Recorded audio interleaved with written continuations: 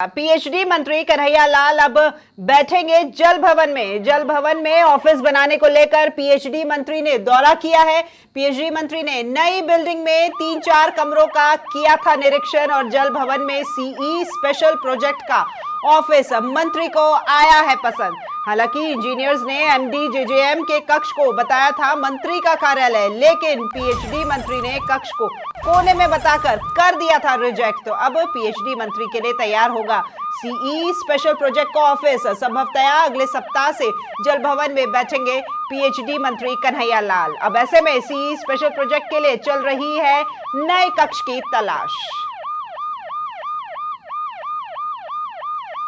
तो इस वक्त की बड़ी खबर जयपुर से आपको बता दें कि पीएचडी मंत्री कन्हैया लाल चौधरी अब जल भवन में बैठेंगे और इसी को लेकर के खुद मंत्री जी ने जल भवन का दौरा भी किया था, निरीक्षण करने के लिए पहुंचे थे। 3 से 4 कमरों का उन्होंने निरीक्षण किया।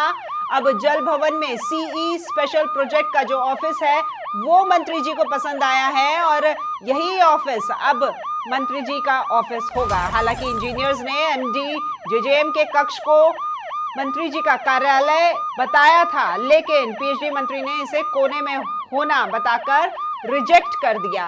और अधिक जानकारी के लिए जुड़ते हैं हमारे एग्जीक्यूटिव एडिटर जितेंद्र शर्मा के साथ में। जितेंद्र जी, अब जलदाय विभाग के मंत्री कन्हैया लाल जी अपने विभाग की हर एक रिपोर्ट को, हर एक गलत और सही को नजदीक से देख पाएंगे क्योंकि वे जल भवन में बैठने जा रहे हैं।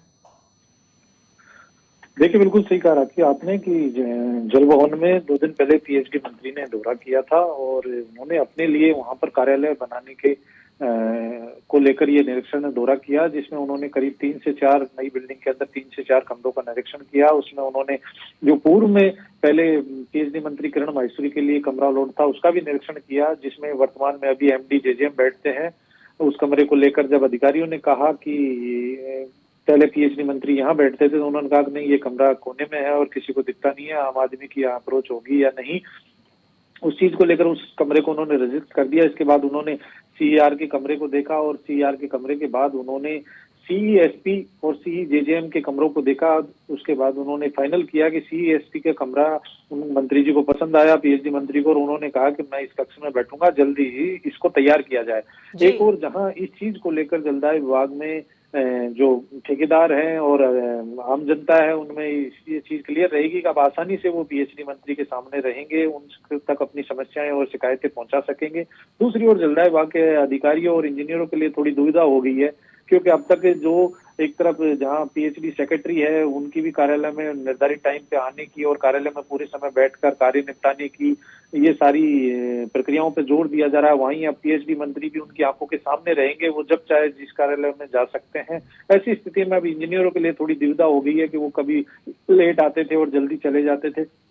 इन तमाम चीजों को देखते हुए अब कुछ अधिकारियों को थोड़ी परेशानी हो रही है और इस प्रक्रिया को लेकर जब मंत्री ने निर्देश दिया था तो आज से जल भवन में सीईएसपी के कार्यालय में सुधार कार्य, मॉडिफिकेशन का काम शुरू हो गया है और संभवतः अगले सप्ताह पीएचडी मंत्री कन्हैया लाल जल भवन में बैठने लग जाएंगे। जी चलिए, धन्यवाद जितेंद्र जी आपका इस तमाम जानकारी के लिए।